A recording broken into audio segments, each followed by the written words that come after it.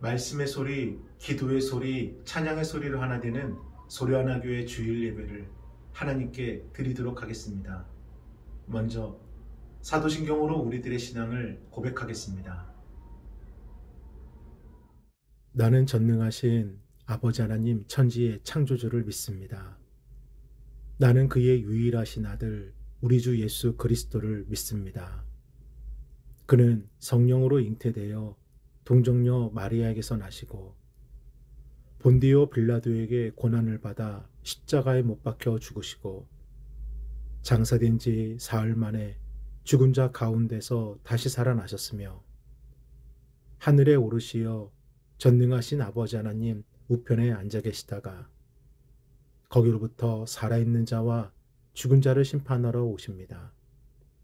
나는 성령을 믿으며 거룩한 공교회와 성도의 교제와 죄를 용서받는 것과 몸의 부활과 영생을 믿습니다. 아멘. 다 함께 찬송가 23장 만입이 내게 있으면 함께 찬양하겠습니다. 만입이 내게 있으면 그리 떠나지고 내 구주 주시는 종을 늘 찬송하겠네. 내 은혜로우신 하나님 날 도와주시고 그 크신 영광 널리 펴 내 주의 귀한 이름이 날 위로하시고 이 귀의 음악 같으니 잠이랍게도다.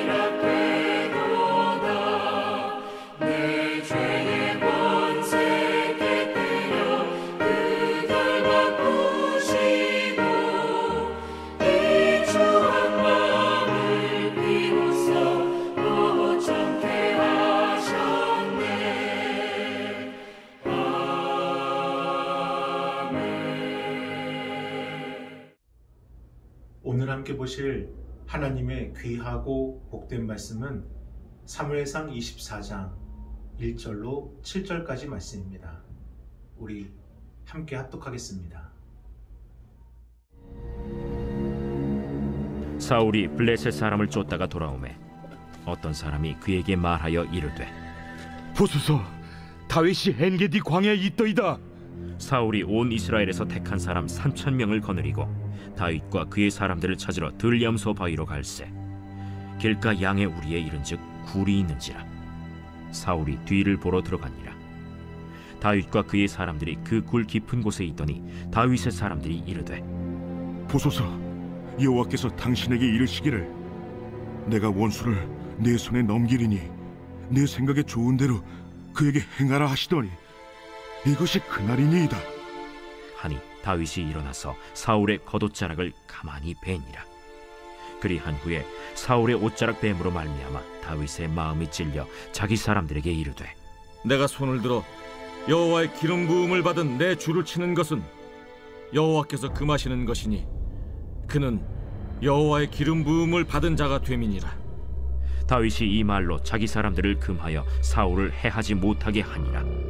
사울이 일어나 굴에서 나가 자기 길을 가니라. 하나님의 시간은 정확합니다. 조금도 늦는 법이 없으시며 가장 극적인 타이밍에 하나님의 시간을 펼치십니다. 또한 하나님의 시간은 능력이 됩니다. 우리가 감당할 수 없는 것을 반드시 감당할 수 있도록 힘과 능력이 되어 주십니다. 그리고 하나님의 시간은 약속해 주십니다.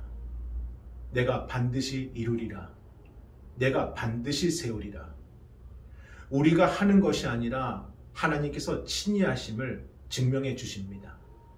그러므로 하나님의 시간이 언제, 어느 때, 어떠한 방법으로 임하는지를 보십시오. 하나님의 시간이 어떠한 능력을 나타내는지를 주목하십시오. 우리 오늘 본문 사무엘상 24장 1절을 함께 읽어보겠습니다. 사울이 블레셋 사람을 쫓다가 돌아오매 어떤 사람이 그에게 말하여 이르되 보소서 다윗이 엔게디 광야에 있더이다 하니 아멘.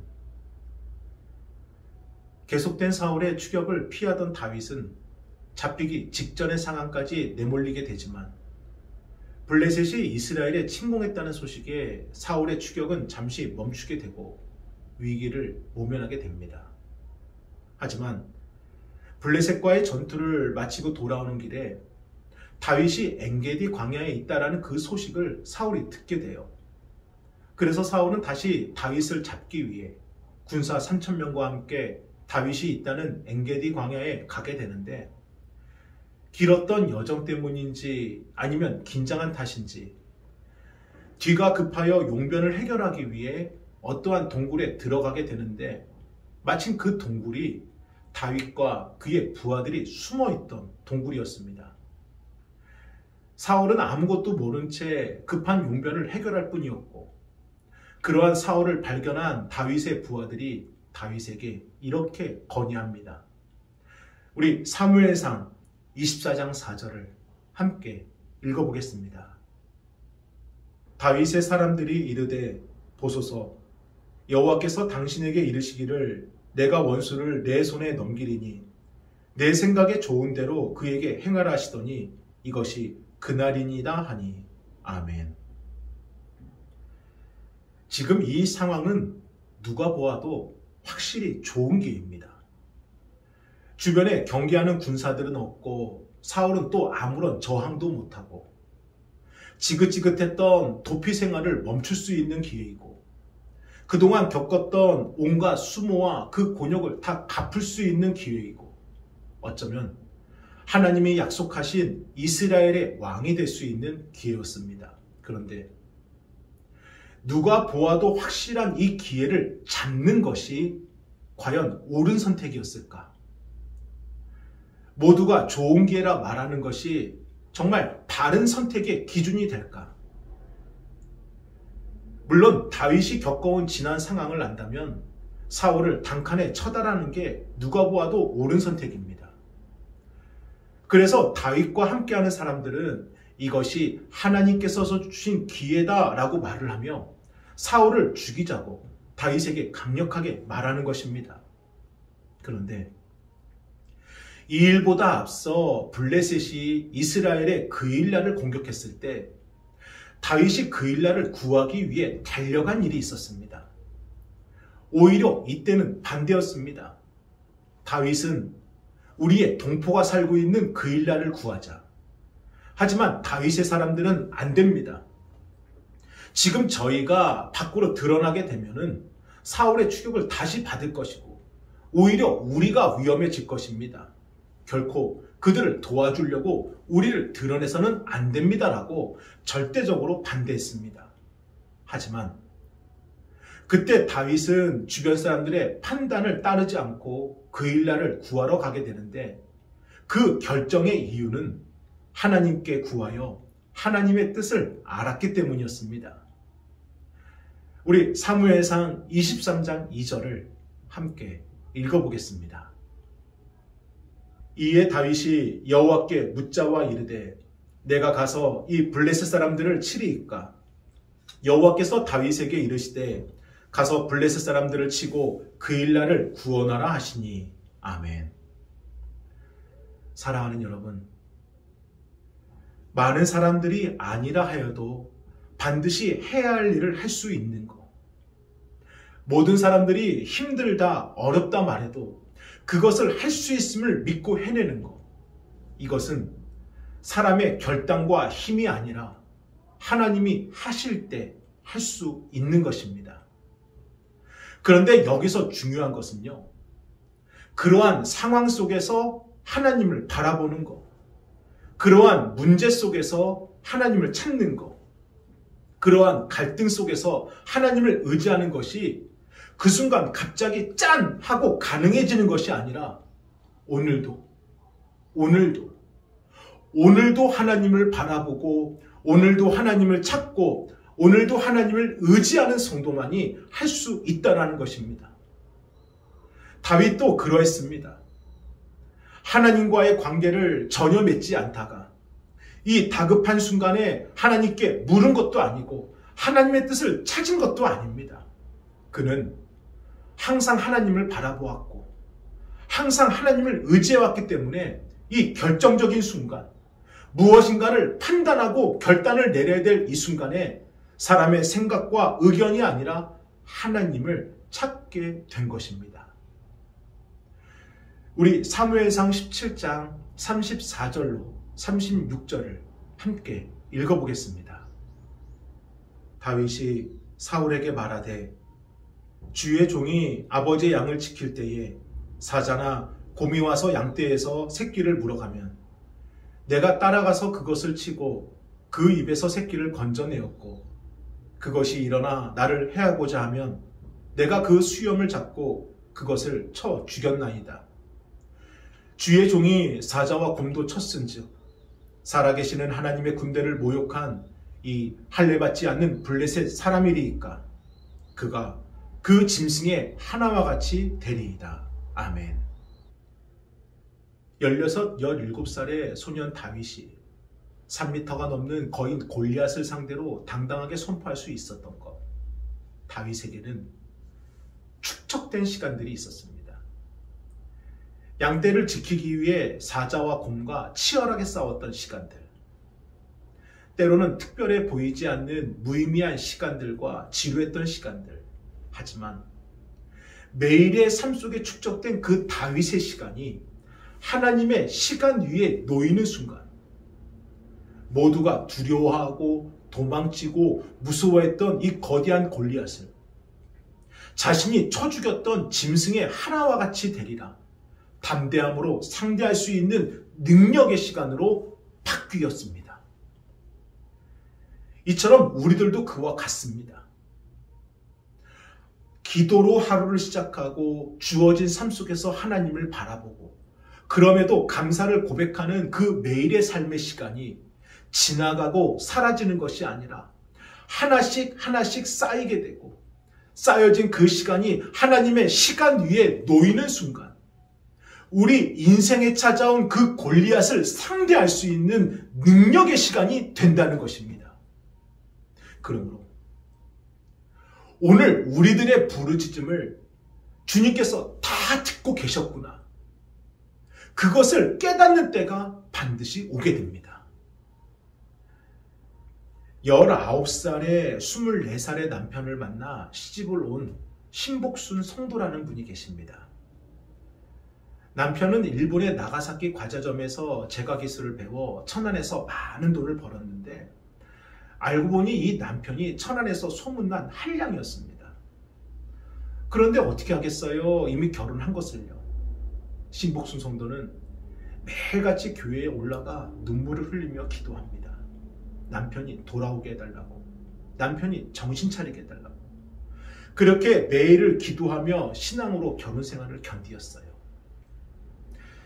그렇게 힘겹게 신앙으로 가정을 지키던 신복순 성도가 어느 날 남편에게 새로운 과자를 만들자고 제안을 합니다. 그것은 천안에서 수확되는 그 호두와 흰 팥을 이용해 이 호두 모양의 과자틀 안에서 과자를 만드는 것인데 이것이 바로 우리가 잘 알고 있는 그 천안 호두 과자의 시작이 되었습니다. 당시 천안 호두 과자는 선풍적인 인기를 끌면서 한국 사람뿐만 아니라 일본 사람들에게도 대단한 인기가 끌었고 그 당시 때 신복순 성도는 이 호두 과자를 통해 많은 돈을 벌어 수많은 땅을 소유하게 되었습니다. 그런데 예기치 않는 고난이 신복순 성도에게 찾아오게 됩니다. 둘째 아들이 금강 사업을 하는 친구의 보증을 잘못 써고 또 사기를 당하게 되면서 엄마 신복순 성도가 평생 모았던 그 모든 땅이 압류당하고 또한 경매로 넘어가 버리게 됩니다. 심지어 횡령죄로 오해를 받아 신복순 성도는 77년 12월에 천안경찰서에 유치되기까지 하는데 다행히 무죄가 밝혀져 경찰서에서 나오게는 되었지만 그동안 모았던 전 재산 다 잃어버리고 그 일로 인해 남편은 병들어 쓰러지게 되고 일순간의 삶이 무너지는 최악의 골리앗을 만나게 되었습니다. 그런데 그 일로 인해 신복숭 성도의 그 물질관, 인생관, 신앙관이 완전히 달라지게 됩니다. 있다가도 사라질 수 있는 그 물질에 집착하는 삶이 아니라 하나님을 위한 삶을 살자고, 눈에 보이는 공로가 전부가 아니라 그 모든 것이 하나님이 주신 것이니 감사하자고, 세상에 쌓아두는 삶이 아니라 저 천국에 쌓아두는 삶을 살자고 비로소 하나님을 보게 되었습니다. 그리고 다시 처음부터 열심히 일을 시작하십니다. 그러면서 차곡차곡 모은 돈으로 이제는 땅을 사는 것이 아니라 하나님의 영광을 위해 주신 모든 것 하나님께 드린다는 마음으로 성전을 건축하기 시작합니다. 그래서 천안 성심교회를 시작으로 2007년까지 무려 7개의 교회를 건축하셨고, 그 사이에 수많은 신학생들과 어려운 교회들 또한 이웃들을 돕는 구제를 감당하셨습니다. 그런데 그보다 더 놀라운 변화는요, 평생 속썩이던 그 남편이 그때 병들어 쓰러졌는데 아내 신복순 성도를 따라서 하나님을 영접하게 되면서 간절히 기도하였고 그 기도 가운데 치유를 받게 되었습니다. 그러면서 남편은 교회 안수집사가 되어서 평생 아내인 신복순 권사님을 따라 주님의 일에 모든 물질과 삶을 들이셨습니다. 그리고 2009년 95세의 나이에 신복순 권사님은 하나님의 부르심을 받으셨습니다. 사랑하는 여러분, 매일의 일상에서 사자와 곰을 때려잡는 그 다윗의 시간들이 축적되었을 때 비로소 골리앗을 때려잡을 수 있는 하나님의 시간이 열리게 되는 것입니다. 새해 첫 번째 한 주간의 시간을 어떻게 보내셨습니까? 하나님이 쓰시고자 할 때 온전히 드릴 수 있는 준비된 시간을 보내셨습니까? 오늘도 주님 앞에 엎드려 부르짖는 우리들의 기도의 시간이, 오늘도 주신 은혜 고마워 간절함으로 고백하는 찬양의 시간이, 오늘도 듣게 하신 말씀, 보게 하신 말씀을 이 마음에 새기는 시간이, 아무리 힘들어도 아파도 어려워도 주일의 시간을 온전히 드리는 그 예배의 시간이 주님께서 쓰시고자 하실 때 하나님의 시간이 되는 것이고, 그것이 하나님의 시간이 되는 순간 우리 인생에 찾아온 그 골리앗을 무찌를 수 있는 능력의 시간, 역전의 시간이 되는 것입니다.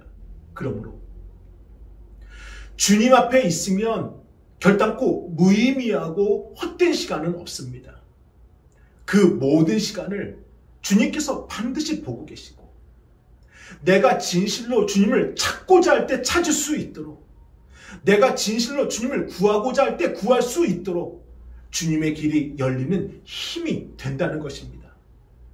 저는 우리 소리하나 교회 성도들과 영상을 통해 예배하는 모든 성도들이 오늘도 주님과 함께하는 그 시간을 2022년 연말까지 열심히 달려가서 여러분이 지금 드리는 그 기도가 어떻게 응답되었는지, 하나님의 시간이 언제 어떻게 열렸는지를 고백할 수 있는 그 은혜의 한 해가 되기를 주님의 이름으로 축원합니다.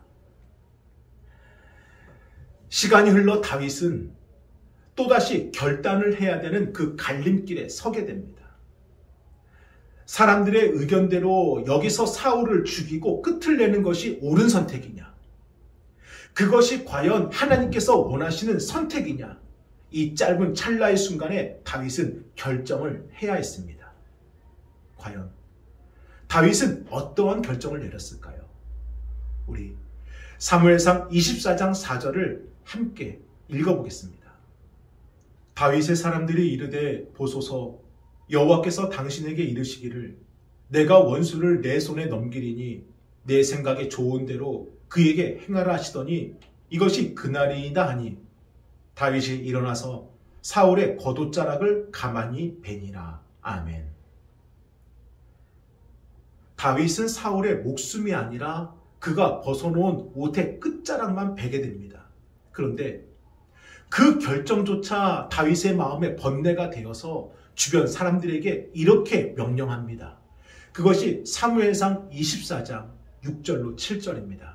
계속해서 읽어보겠습니다. 자기 사람들에게 이르되 내가 손을 들어 여호와의 기름 부음을 받은 내 주를 치는 것은 여호와께서 금하시는 것이니 그는 여호와의 기름 부음을 받은 자가 됨이니라 하고 다윗이 이 말로 자기 사람들을 금하여 사울을 해치지 못하게 하니라. 사울이 일어나 굴에서 나가 자기 길을 가니라. 아멘. 사랑하는 여러분, 다윗에게는 신앙의 원칙이 있었습니다. 원수와 같은 사울을 죽일 수 있는 절호의 기회였을지라도, 누가 보아도 가장 확실한 좋은 기회일지라도, 하나님이 기름 부어 세운 왕은 하나님이 판단하신다. 그러니 내가 판단해서는 안 된다. 하나님이 세우신 영적인 질서를 반드시 지켜야 된다는 신앙의 원칙이 다윗에게는 있었습니다. 물론 다윗이 사울에 대한 그 상한 감정이 왜 없었겠습니까? 여기까지 자신이 왜 이런 고생을 하고 있는데, 그동안 사울에게 당한 그 일들이 얼마나 억울하고 답답했는데, 인간적인 감정적인 표현이라면은 당장의 단칼에 사울을 죽이는 것이 옳았습니다. 그러나 그 감정을 누르고 믿음으로 상황을 봅니다. 감정을 뛰어넘어 믿음으로 행동합니다. 그렇게 결정할 수 있는 힘이 무엇인지 아십니까? 하나님께서 알고 계신다. 하나님께서 판단하신다. 하나님께서 반드시 갚으신다. 다윗은 골리앗을 만났을 때처럼, 그 일날을 구했을 때처럼 사울을 마주친 이 순간 역사하시고 결정하시고 능력을 행하시는 하나님의 시간 위에 놓이게 됩니다. 그래서 다윗은 이렇게 고백을 합니다. 우리 사무엘상 24장 12절과 13절을 함께 읽어보겠습니다. 여호와께서는 나와 왕 사이를 판단하사 여호와께서 나를 위하여 왕에게 보복하시려니와 내 손으로는 왕을 해하지 않겠나이다. 옛 속담에 말하기를 악은 악인에게서 난다 하였으니 내 손이 왕을 해하지 아니하리이다. 아멘. 악을 악으로 갚지 않고 하나님께 맡기는 믿음으로, 잘못된 것에 대한 심판이나 보상은 하나님께서 판단하신다는 믿음으로, 감정대로 원수를 처리하는 것이 아니라 하나님의 뜻이 먼저라는 믿음으로 다윗의 신앙의 원칙이 하나님의 시간 위에 올려지는 순간 그 모든 것을 믿음으로 바라보게 되었습니다. 홀리코스트, 세계 2차 세계대전 당시 나치 독일이 조직적으로 자행했던 유대인 대학살 사건이 있었습니다.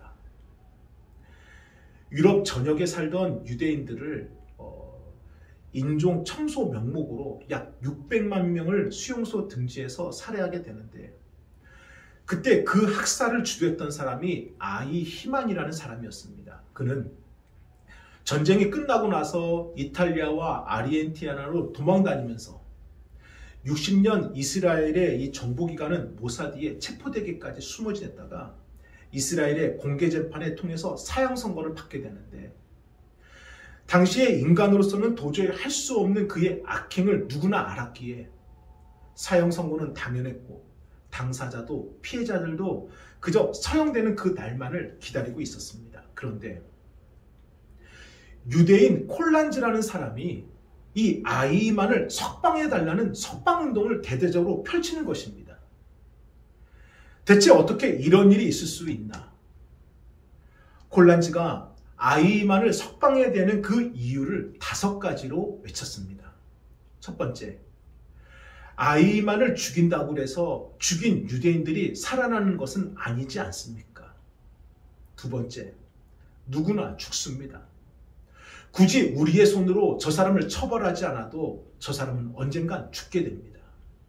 세 번째, 하나님이 모든 것을 보셨으니 반드시 하나님이 아이만을 심판하실 것입니다. 네 번째, 아벨을 죽인 가인도 하나님께서 용서하셨는데 어찌 우리가 무슨 자격으로 저 사람을 처벌하겠습니까? 마지막 5번째. 사랑이 식어지는 세상에 이제로부터라도 진정한 하나님의 사랑을 심어야 하지 않겠습니까? 언제까지 복수를 해야 되겠습니까? 라고요. 물론 사형 선고를 받은 아이만은 이틀 만에 형장의 이슬로 사라지게 되지만 당시 콜란지의 외침은 사람의 감정과 의지가 아니라 절대적으로 일하시는 하나님의 시간 위에 우리의 모든 것을 올려놓아야 한다는 진실한 신앙의 외침이 되었습니다. 사랑하는 여러분, 우리에게는 다윗의 시간이 필요합니다. 그럼에도 기도하는 시간, 그럼에도 찬양하는 시간, 그럼에도 말씀을 붙잡고 감사하는 시간, 그 모든 시간이 쌓이고 쌓인 후에 하나님이 쓰시고자 하실 때 하나님의 시간으로 바뀌는 것입니다. 오늘도 우리는 그 시간을 준비하는 것입니다. 그래서 매일매일의 시간이 우리에게는 참으로 소중한 것이며 다람쥐 쳇바퀴 도는 것 같은 시간조차도 반드시 쓰임을 받는다는 것입니다. 120년 동안 방주를 지은 노아의 시간, 40년 동안 도망자로 보낸 모세의 시간, 요셉이 감옥에서 보낸 시간, 삼손이 두 눈이 뽑힌 채 감옥에 갇혀 맷돌을 돌리던 시간, 그 시간이 하나님의 시간 위에 올려지는 순간 구원이 되었고 출애굽이 되었고 애굽의 총리가 되었고 블레셋을 섬멸하는 능력의 시간이 되었음을 반드시 보시기를 바랍니다. 오늘 우리가 주님 안에서 보내는 이 모든 시간이 하나님의 시간 위에 반드시 올려질 날이 올 것이고 그날 우리는 우리 인생에 찾아온 골리앗도 이기고 하나님의 능력이 살아 역사하심을 경험하는 그 모든 은혜 가득한 시간을 반드시 경험하게 될 것입니다. 저는 그때까지 오늘도 멈추지 않고 끝까지 기도하고 달려가는 우리 모두가 되기를 주님의 이름으로 축원합니다. 함께 기도하겠습니다. 거룩하신 주여 감사합니다. 오늘도 보내는 우리들의 시간이 결코 헛된 시간이 아니라 반드시 하나님께서 보시는 시간이고 우리의 시간이 쌓이고 쌓여 하나님의 시간 위에 올려지는 순간 그것이 능력이 되고 역전이 됨을 믿습니다. 오늘도 멈추지 않고 달려가는 우리 성도들 위해 하나님의 시간을 반드시 올려주시고 그들의 삶이 하나님이 보시는 삶이라는 것을 증명하여 주옵소서. 살아 역사하시는 주님께 간절히 머리 숙여 기도합니다. 감사합니다. 정성껏 준비하신 예물을 하나님께 드리겠습니다. 주님의 시간에 아름답게 모든 것 변하리. 주님 나의 갈 길을 인도하여 주시니 주의 뜻을 따라서 살리라. 주님의 시간에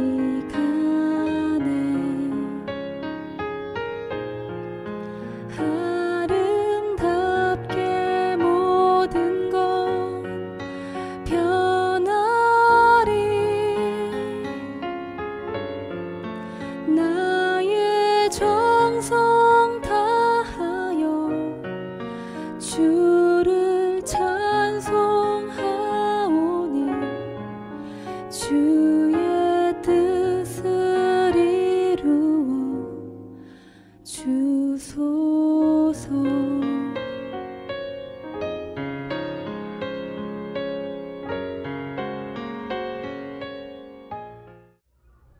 축도로 예배를 마치겠습니다. 이제는 우리 주 예수 그리스도의 은혜와 하나님의 그 크신 사랑하심과 성령님의 감화감동 역사하심이 하나님의 시간 위에 살아가는 우리 성도들 위해 이제로부터 영원토록 임하시길 간절히 축원하옵나이다. 아멘.